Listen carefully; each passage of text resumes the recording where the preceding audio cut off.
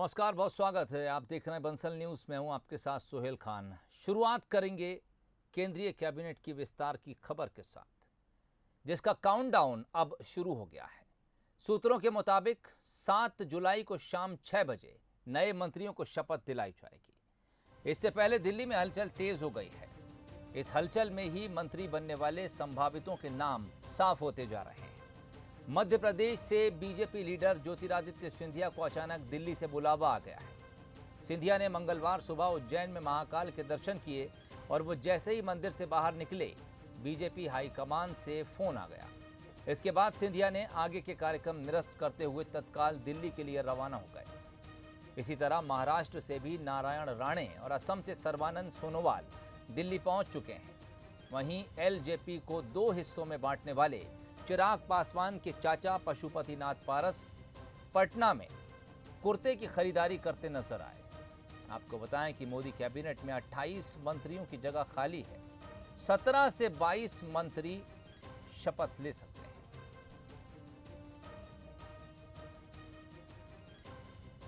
तो अब जो कयास हैं, जो अटकलें हैं, वो चेहरों को लेकर हैं। ज्योतिरादित्य सिंधिया का नाम इनमें सबसे आगे चल रहा है। राज्यसभा सांसद हैं मध्य प्रदेश से।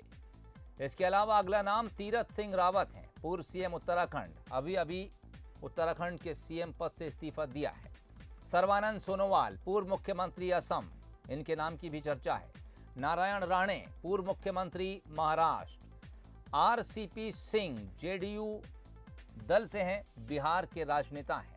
इसके अलावा अपना दल यूपी की अनुप्रिया पटेल को भी कैबिनेट में जगह मिल सकती है। पशुपति पारस सांसद हैं एलजेपी के, वो भी कैबिनेट विस्तार का हिस्सा हो सकते हैं। ये वो चेहरे हैं जिन्हें आगामी कैबिनेट विस्तार में जगह मिल सकती है।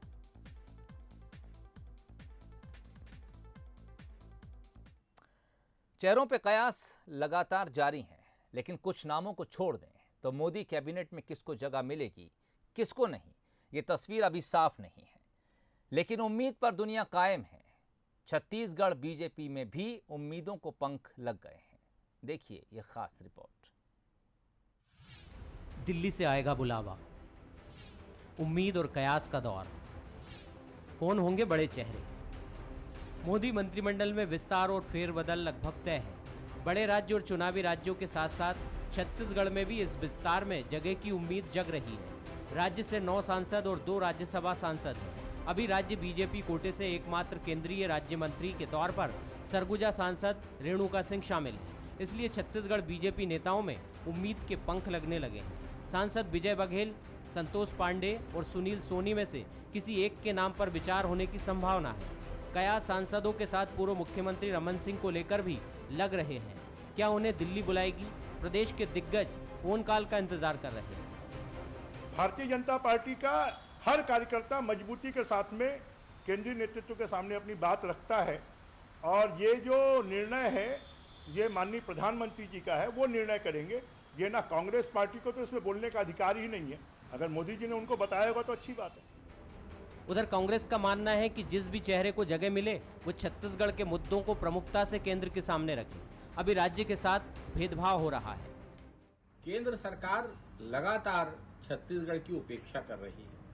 ऐसे समय अगर मोदी मंत्रिमंडल का विस्तार हो रहा है तो हर छत्तीसगढ़ वासी की यह कामना है कि एक ऐसा व्यक्ति इस मंत्रिमंडल में मंत्री बने, छत्तीसगढ़ को इतना सशक्त प्रतिनिधित्व मिले कि वो छत्तीसगढ़ की बात कर सके, छत्तीसगढ़ के हितों में जो सोचता हो, ऐसे व्यक्ति को मंत्रिमंडल में स्थान मिलना चाहिए। केंद्र ने 4 नए राज्यपाल नियुक्त किए हैं, 4 का ट्रांसफर किया है। अब राज्यपाल पद पर समायोजन की गुंजाइश तो होने से रही।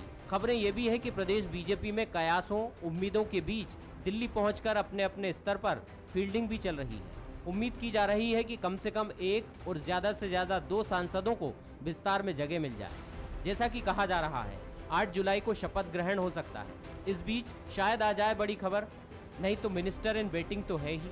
अभिषेक शुक्ल, बंसल न्यूज, रायपुर। चलिए, कल तक इस राज से पर्दा हट जाएगा। इधर मध्य प्रदेश में बढ़ते महिला अपराधों को लेकर सीएम शिवराज सिंह के सख्त तेवर देखने को मिले हैं। कैबिनेट की बैठक में सीएम ने मंत्रियों को सख्त निर्देश दिए कि बेटियों के साथ अपराध करने वालों के खिलाफ सख्त एक्शन होना चाहिए। किसी भी घटना में गृह मंत्री और डीजीपी को तुरंत बताया जाए, चाहे घर का अपराध हो या परिवार का, सख्त एक्शन लिया जाए। सीएम शिवराज ने कहा कि महिला अपराधों में कार्रवाई तत्परता से हो और उदाहरण बने। इसके साथ ही उन्होंने ये भी कहा कि महिला अपराधों के खिलाफ फिर से अभियान छेड़ें। मंत्री जी ने काफी कठोर एवं काफी व्यथित भी हुए। जो मामले आ रहे हैं बच्चियों के साथ वाले, वो व्यथित करने वाले हैं। ऐसी घटनाएं हैरान करने वाली हैं, परेशान करने वाली हैं। और उन्होंने कहा है कि परिवार के भी करें तो भी हमें किसी कीमत पर कोताही और विनम्रता नहीं है। पूरी तरह से ऐसे जो पिशाच हैं उन पर सख्ती से पेश आना है। अकेला गिरफ्तार करना ही सॉल्यूशन नहीं है। बाकी के जो अन्य कार्रवाई हैं, जैसी देवास जिले में की गई है, उस तरह की कार्रवाई करें।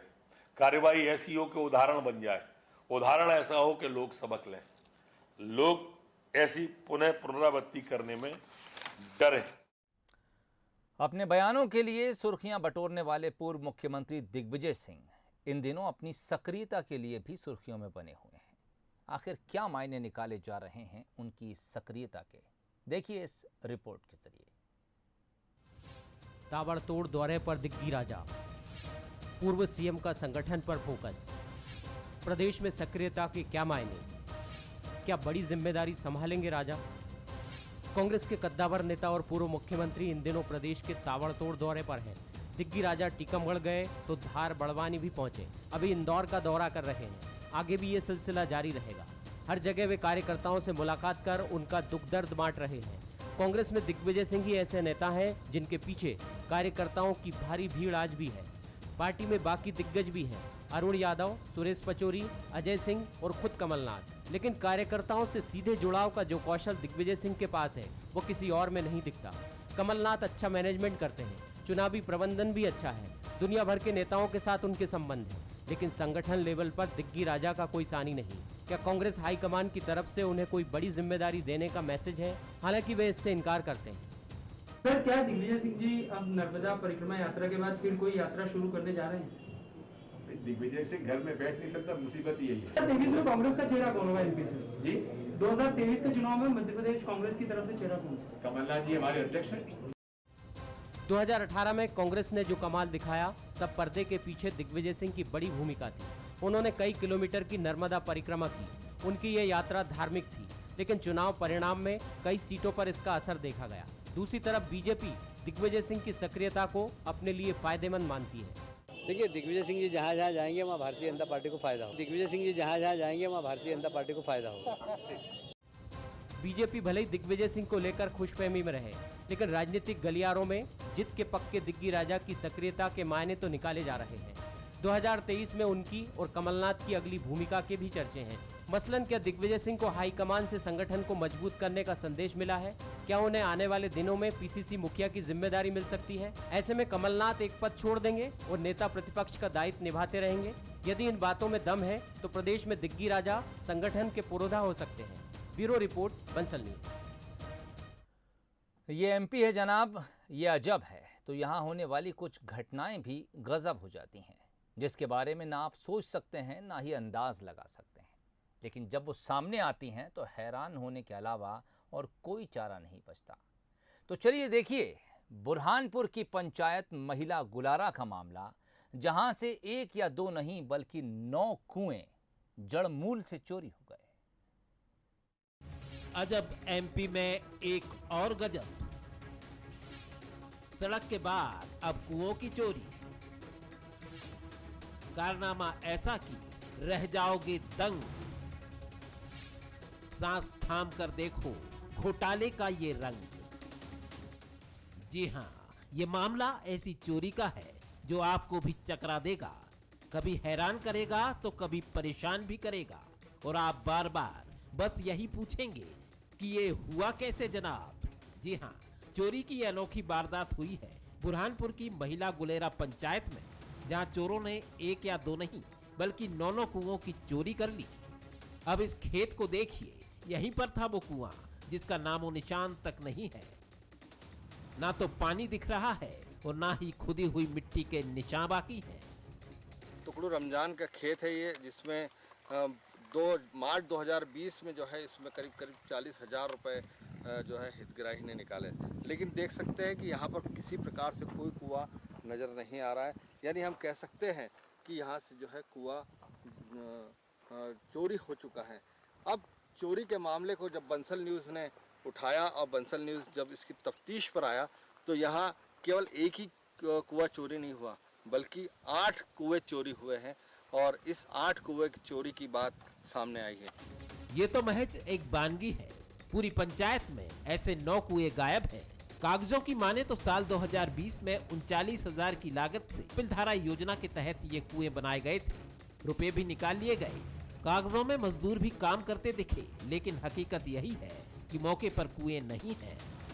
ये टुकड़ू रमजान ने 2020 में कुआं यहाँ पे कपिलधारा का सैंक्शन करवाया था और करीब उसने 39,000 रुपये पेमेंट निकाल लिया। कुआं है ही नहीं यहाँ, कुआं खुदवाया ही नहीं है, कुआं चोरी हो गया। बंसल न्यूज ने पड़ताल की तो बात साफ हो गई कि ये चोरों की नहीं बल्कि जिम्मेदारों की करतूत है, जिन्होंने फर्जी तरीके से रुपए निकाले और डकार लिए। कागजों में जो कुएं खुदे हैं वो हकीकत में है ही नहीं। मामला अधिकारियों तक पहुंचा तो उन्होंने भी जांच करने की बात कहकर अपनी जिम्मेदारी निभा ली।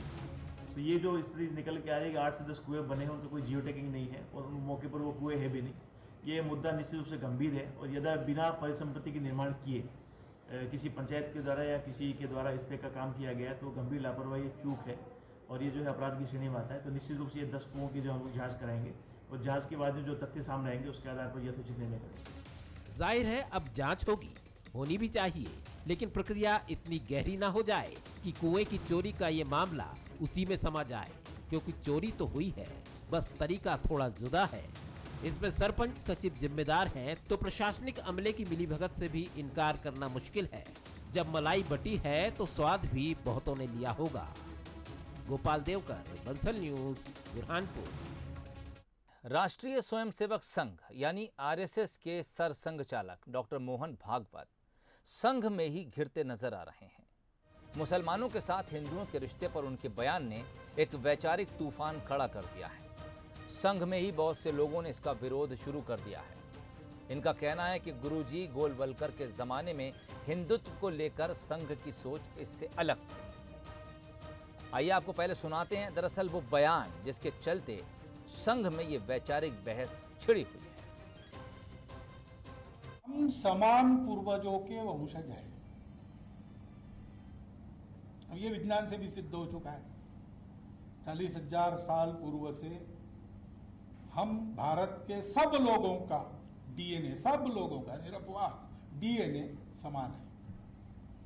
वो बयान था, लेकिन अगर संघ का इतिहास देखें तो करीब 50 साल बाद शायद ऐसे हालात फिर से बनते दिख रहे हैं जब संघ प्रमुख के विचार को लेकर संघ के भीतर ही आवाजें उठने लगी हैं। सूत्रों के मुताबिक विरोध के स्वर खास तौर से नागपुर, असम और पश्चिम बंगाल से आए हैं।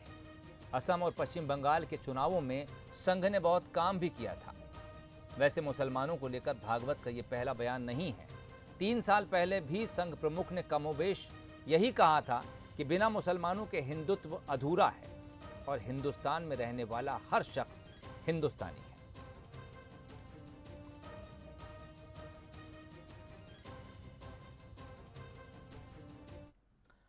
पिछले 3 दशकों से बस्तर में लाल आतंक के साथ चल रही लड़ाई में मौसम बड़ा मायने रखता है।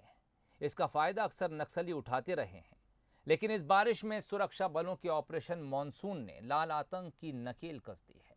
कैसे, देखिए इस रिपोर्ट के जरिए। बस्तर में पलटी बाजी, नक्सल पर फोर्स भारी, बारिश में घिरे लाल लड़ाके। बस्तर में ऑपरेशन मॉनसून। बस्तर के जंगलों में इस बार बारिश में बाजी पलट गई है। पिछले कुछ सालों के उलट इस बार फोर्स नक्सलियों पर भारी पड़ रही है और इसकी वजह बना है फोर्स का ऑपरेशन मानसून। 1 जून से शुरू हुए इस ऑपरेशन में अब तक 7 हार्डकोर नक्सलियों को मार गिराया गया है। इसके साथ ही AK-47, SLR जैसे आधुनिक हथियार और विस्फोटक बड़ी मात्रा में बरामद किए गए हैं। 4 वर्षों से लगातार मानसून समय में भी सुरक्षा बल द्वारा अंदरूनी इलाका में ऑपरेशन संचालित की गई, तो उसका काफ़ी अच्छा सकारात्मक परिणाम भी हमको देखने मिला। अभी हाल फिलहाल में वर्ष 2021 जून महीने में अब तक अनेक मुठभेड़ में 7 माओवादी डेड बॉडी से बरामद किए गए थे। AK-47 SLR 303 जैसा अच्छा हथियार भी रिकवर किए गए थे। दरअसल हर साल गर्मियों के आखिर में और मानसून की शुरुआत में बस्तर में नक्सली सुरक्षा बलों पर बड़े हमले बोलते हैं। पिछले कुछ सालों में कई बड़ी घटनाएं हुई हैं जिसमें फोर्स को भारी नुकसान उठाना पड़ा है, लेकिन इस साल सुरक्षा बलों ने प्रोएक्टिव स्ट्रेटेजी अपनाई और बारिश में उन ठिकानों पर पहले ही घात लगाई जहां नक्सली अपने ठिकाने बनाते हैं। सुरक्षा बलों के दबाव के चलते पिछले 2 महीनों में 27 नक्सलियों ने सरेंडर भी किया है। इसके साथ ही 9 नक्सलियों को पुलिस ने गिरफ्तार किया है। पुलिस के मुताबिक सुरक्षा बलों और राज्यों के बीच बेहतर कोऑर्डिनेशन के चलते अच्छी सफलता मिली है। इस प्रकार आने वाले समय में भी मानसून में भी लगातार हमारा अभियान जारी रहेगा। इसके लिए सुरक्षा बल की फोर्सेस काफ़ी अच्छे तरीके से ट्रेंड भी है। जंगल वॉरफेयर ट्रेनिंग जैसे ग्रेहाउंड्स में मिजोरम में सभी प्रकार का ट्रेनिंग भी लिया हुआ और उसके लिए जो इक्विपमेंट्स के जो आवश्यकता होते हैं उसका भी सब पूर्ति की गई ताकि मानसून में भी लगातार हमारा अभियान जारी रहेगा। जाहिर है बस्तर में लाल आतंक से लड़ाई में यहाँ का भूगोल और मौसम एक अहम रोल निभाते हैं। नक्सली और फोर्स में से जो भी इसका सही इस्तेमाल करता है वही भारी पड़ता है। प्रशांत गजबी, बंसल न्यूज, जगदलपुर। अगस्त में होने वाली भारत इंग्लैंड सीरीज पर संकट के बादल छाने लगे हैं। दरअसल इंग्लैंड क्रिकेट टीम के 3 खिलाड़ी समेत 7 स्टाफ मेंबर कोरोना पॉजिटिव पाए गए हैं। अब पाकिस्तान के खिलाफ 8 जुलाई को पहले वनडे में इंग्लैंड अपनी पूरी नई टीम उतारेगा। England and Wales cricket board ECB के मुताबिक संक्रमित खिलाड़ियों और स्टाफ को क्वारंटाइन कर दिया गया है। उनके संपर्क में बाकी प्लेयर और स्टाफ भी आए थे। ऐसे में उन्हें 10 दिन के लिए आइसोलेशन में रखा गया है। आपको बताएं कि टीम इंडिया को इंग्लैंड के खिलाफ उसी के घर में 5 टेस्ट की सीरीज खेलना है। पहला टेस्ट नॉटिंघम में 4 अगस्त से खेला जाएगा। खिलाड़ियों के संक्रमित होने के बाद अब इस सीरीज पर भी संकट के बादल मंडरा रहे हैं।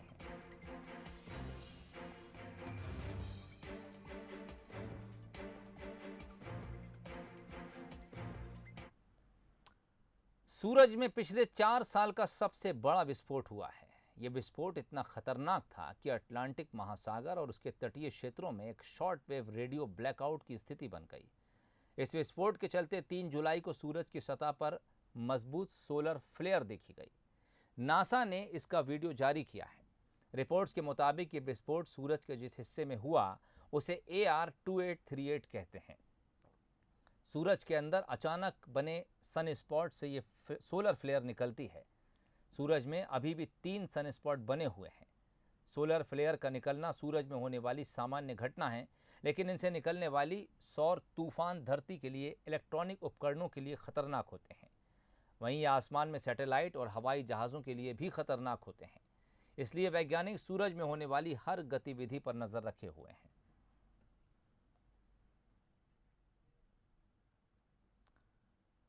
इस खबर के साथ ही बुलेटिन में फिलहाल इतना ही। इजाज़त दीजिए, नमस्कार।